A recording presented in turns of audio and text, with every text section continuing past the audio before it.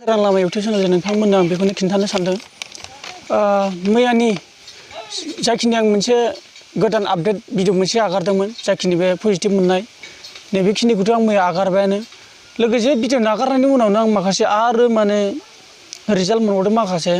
बे रिजाल्टखौ आं दिनै नैबे दानि गोदान भिडिअजों नोंथांमोननो बेखौनो खिन्थाना लाना फैदों। नोंथांमोननो आं बेखौनो खिन्थानो सानबाय। मैयानियाथ' 20 जनल'सोमोन, दिनैनाथ' दा नै माने 7 आरो 7 प्लास जाबावबाय। बेखौनो दा आं खिन्था लांनो सानदों। जाखिनि माखासे आरोना दाखालि दिल्लीयाव जथुमा जानाया, निजामुद्दिन जायगायाव जथुमा जानाय गासैबो मुस्लिमानो गोजा, जिखिनि दा इसिनिफ्राय रिजाल्ट मोनदों। माने जायगा लायै दाब दाब जायगानिबो थांजोबथारदोंमोन आरो जोंनि आसामनिया माने बेयाव माने इयाव माखासे जायगा होनायबो मोनदों। बे जायगा होनायखौल' आं नोंथांमोननो खिन्थागोन, नामखौ आं खिन्थाया। दा बेखौनो आरो 7 जादों। फार्स्टनिखौ खिन्थाग्रोनाय टाउननि, गुवाहाटि टाउननि सासे मोनदों।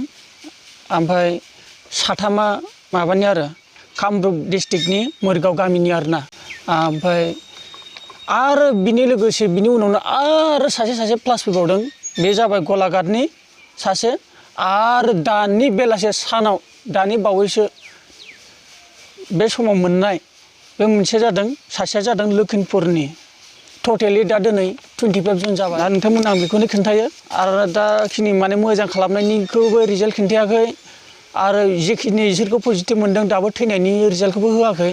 जेब्ला जोंनि आसामाव दा कर'ना मोननानै माने थैनाय पजिटिभ माबा थैनायनि माबाखौ लिस्टखौ जेब्ला मोनो नोंथांमोननिसिम लाना फैगोन। खिन्थु दा थैनायनि रिजाल्टखौ होआखै आरो फाहामनो हाफिननायनि रिजाल्टखौबो होआखै जोंनि बे आसामाव आरोना।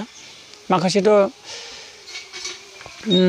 इण्डियानि माखासे जाखिनि गेजेराव जादोंमोन बेखिनिनि माखासेखौ दा मोजां खालामदों आरो माखासेयाथ' थैबायानो। मैयानो आं नोंथांमोननो नटिस होखादों आरो दहायबो मोनसे एमएसआव नागारदों, नोंथांमोना नुबाय जानांगौ। दानि बे गोदाना बेनो। दा जोंनि आसामनिल'खौ आं लाना फैदों।